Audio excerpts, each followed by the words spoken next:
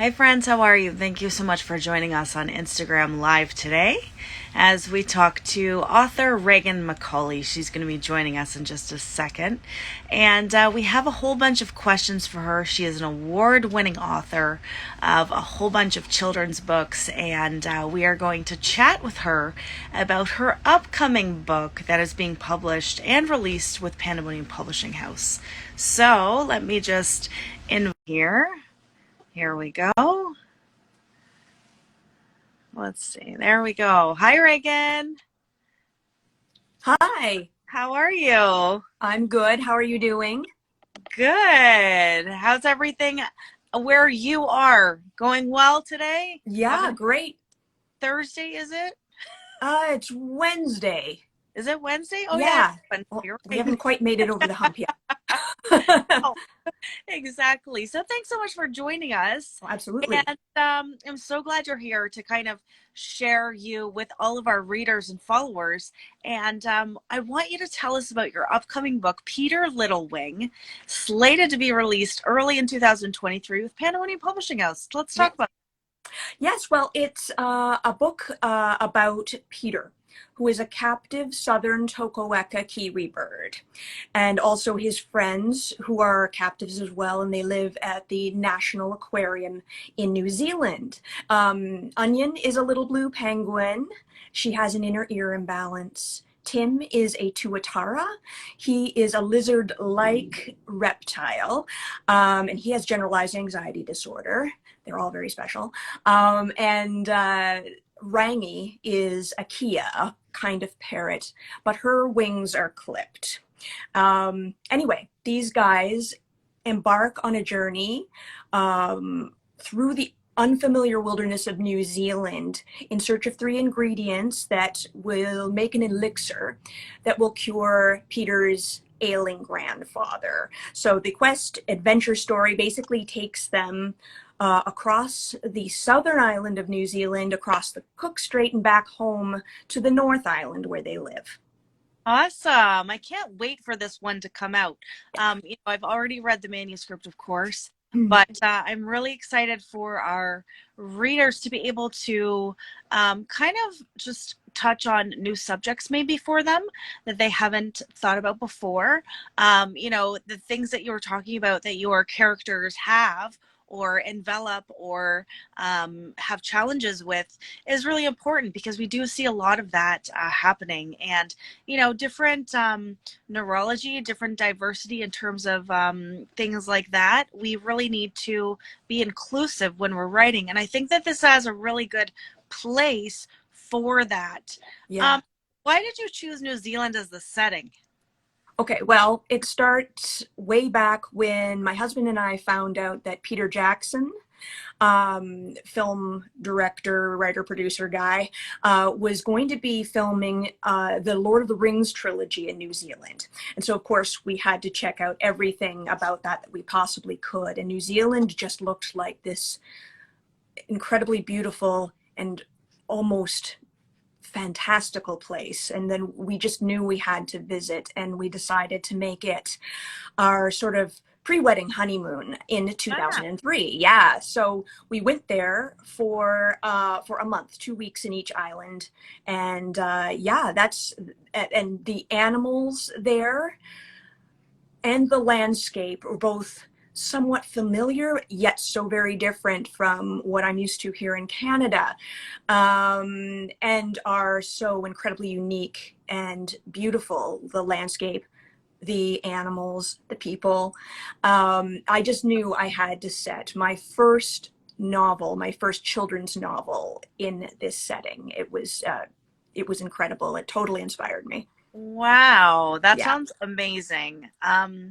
And as authors, we know that we put in sometimes hundreds of hours of research, right? We know that it helps with our credibility with our readers. And anyone who's ever been to New Zealand is going to be able to say, yeah, that's correct. That's Yeah. actually how it is, right? So, what did you research for Peter Littlewing specifically, and how long did you spend researching? Well, I can easily say years, on and off years. I started writing the first draft back in 2007.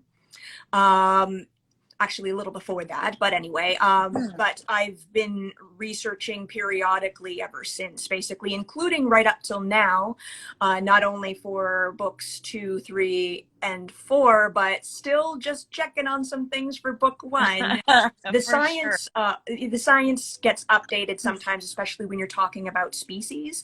And so I just recently, like last night, downloaded a PDF about kiwi in general to just take a look at that, make sure I still got everything straight. And yeah, because they also change the taxonomy, they update how many different kinds of kiwi there are, things like that. Oh, But wow. yeah, what I've researched basically mainly has to do with New Zealand itself, and its landscape and how to get around there. But a lot of that was taken care of via the actual traveling and just keeping a lot of pamphlets, brochures, maps, things like that. So, you know, and as well as a lot of video and a lot of photographs, so that which I just did anyway. I wasn't necessarily going to be doing a book, but you know, I wanted all of these memories. But of course, they came in incredibly handy when it came time to write, and some of the research was already there for me to review. But also, and the animals themselves, of course, that was mostly where I had to go back and research more via the internet and downloading these PDFs and from, you know, the Department of Conservation at New Zealand and other places like that, and just general very difficult to read scientific studies and essays. Journal studies, yeah, no Yeah, doubt. papers. Yeah, Absolutely. Awesome. Well, that's the perks of being an author, right? You get to travel around the world, say that it's for research purposes. And exactly. sometimes it is, sometimes it isn't. I But actually there's, went, yeah, oh, sorry, I didn't mean to interrupt no, you, but I that's just had to okay. say that I actually went back to New Zealand in 2009 with my mom this time. And we stayed in the North Island for a month, basically Wow. not just the excuse, because I absolutely did research, but it was for research mainly for book 2 and into book 3.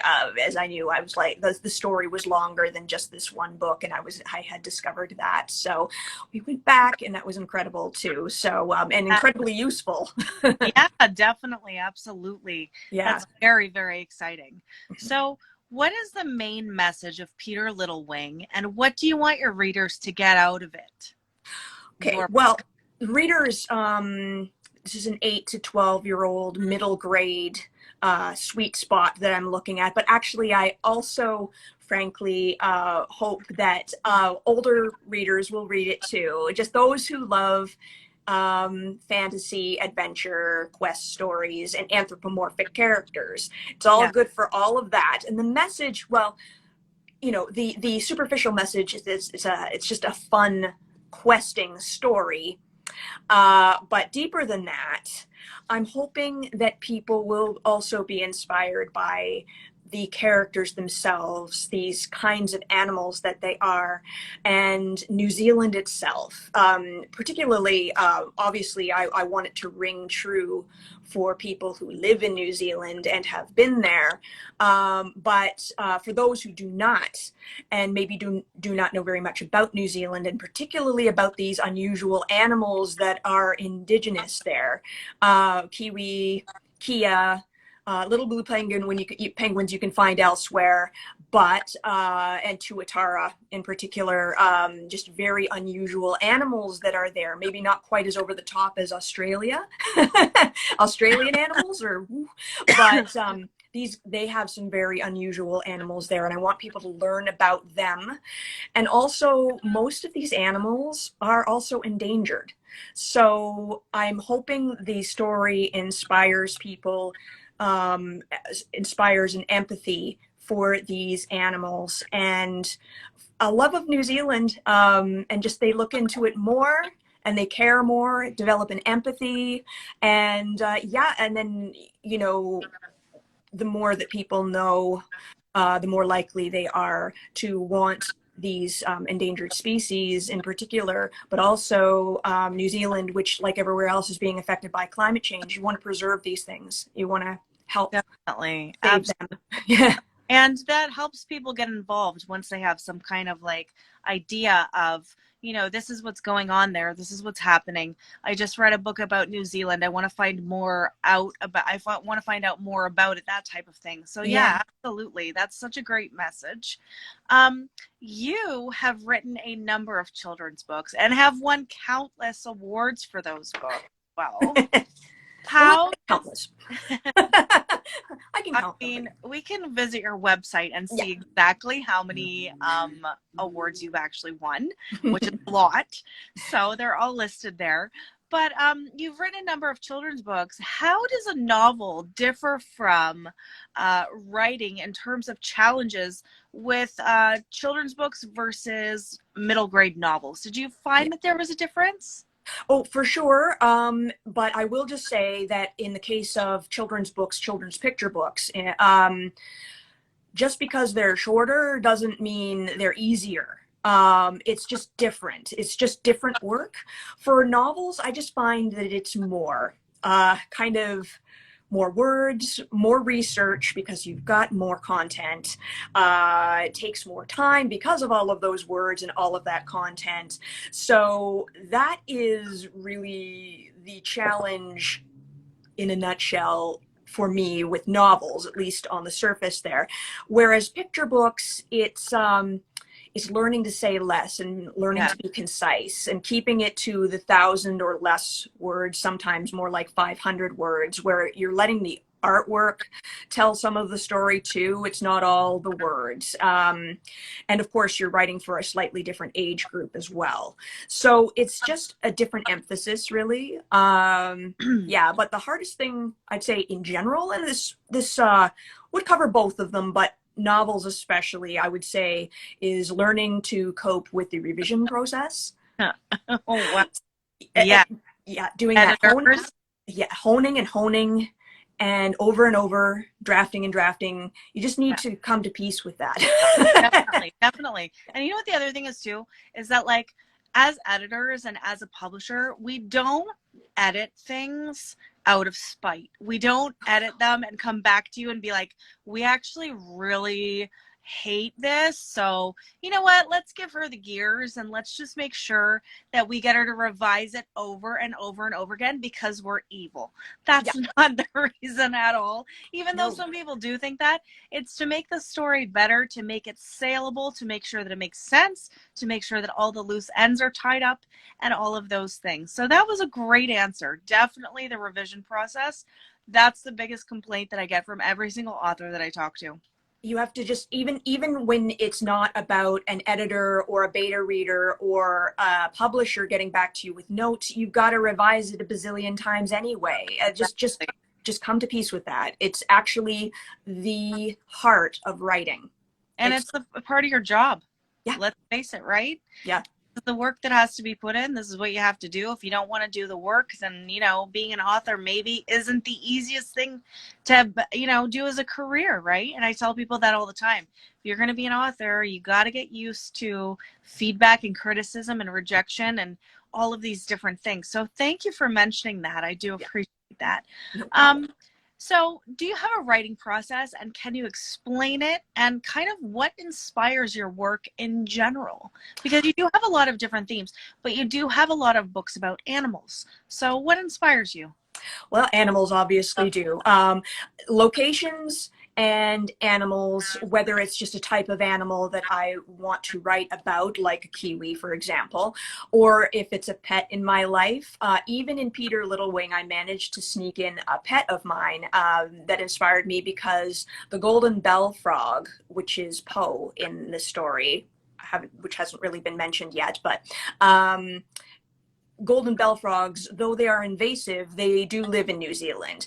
And I happened to have her as a pet even before we left for New Zealand. So I found out about this and I was like, oh, I must have her in my book. So definitely my own pets or animals that I have worked with as a canine and feline massage therapist, and other pet industry jobs have inspired many of my books.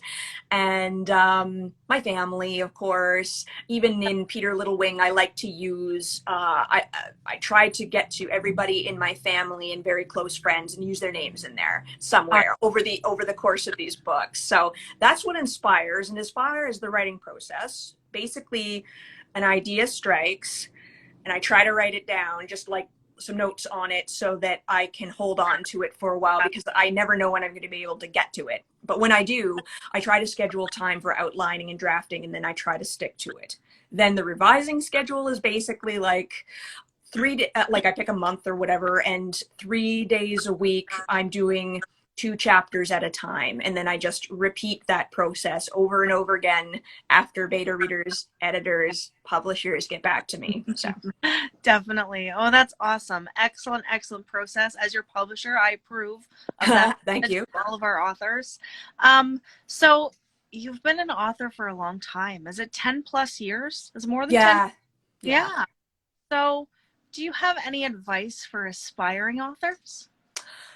Well, I'll keep it simple. I'd say, similar to what has turned out to be topics of this conversation: revision, come to peace with it, and research.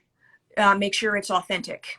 That, and just make sure you learn about the marketing process. But that's for later, and that's a whole other conversation, so I'm not going to get into that, but that's my general advice there. Definitely. As your publisher, again, I approve. So you're checking off all the boxes for an ideal author. Awesome. Want to work with. Yeah. Marketing is huge. That is a whole other can of tomatoes. And you just, like, once you go down that rabbit hole, it's so much fun, but it's so much work. And I'm very much still on that learning curve. Not even sure quite where, but so much to learn, and, probably a lifetime. Yeah. Oh, absolutely. And then add another lifetime onto that, and you still don't have even a snippet of, what changes in the industry. When I started out doing marketing in school, we had like binders full of marketing plans, okay? And we had the 4 Ps and all this stuff. Now marketing plans are 1 page. And if you don't keep up with all of these things, or terminology, or changes and trends in the industry, it's a losing battle. So it is something that I really appreciate authors understanding and saying, you know what, I need more information about this. I need to know more. I need to learn more, and taking that kind of action into learning about marketing, because it's everybody's job. Author, publisher, everybody involved in the book process. So where, Reagan, can we find your books? Well, I do sell them directly from my website, reaganwhmccauley.com, but also my publishers sell them from their websites, or if they don't sell them directly, then they point to the Amazon page.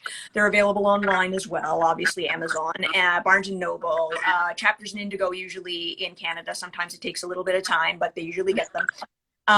Some brick and mortar shops, indie bookstores like Bakker Phoenix in Toronto, for example, and Book City, and Indigo has stocked some of my titles as well. And then, of course, I'm trying to get out to events to sell in person too. So lots of different ways.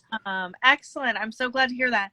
And that being said, where can the readers who want to meet you in person find you coming up? Where are you going to be? Well, as of this Sunday, May 1st, I will be at the Hope Springs Eternal Spring Market that is helping fundraise for animals in Ukraine. That's at the CSI Annex building at 720 Bathurst Street in Toronto. But then the end of May, I will be with you, Lacey, at Slobberfest in the Beaches neighborhood. As I believe that's Saturday, May 28th. Yes. And then in June, I will be launching a new picture book called Chloe the Feathered Parrot. And it will be at the Bampot Tea House in the Annex neighborhood of Toronto, not very far from actually where I'm doing the Ukraine fundraiser as well. But yeah, that will be probably June 18th. It will be officially announced soon. And I will also be doing a couple of readings for people in person, but that component will also be available virtually. Awesome. Yeah. That is so wonderful. So you are very, very busy. Yeah. And I just want to thank you from all of us for taking time out of your day to chat with us on Instagram Live. And we will definitely put a link to your social media where people can find you, and then they can purchase your books there. And we can't wait for Peter Littlewing to come out. So thank you so much for joining us. And we'll bring you Thank back you. again soon once it comes out. Yes, yes. And yeah, absolutely. And thank you so much for having me. It was wonderful. My pleasure. Thanks, Reagan. Have a great day, everybody. And make sure that you tune into our channel frequently as we have different authors on with different interviews. We have special guests and upcoming events at pandamoniumpublishing.com. Have a great Wednesday, everybody.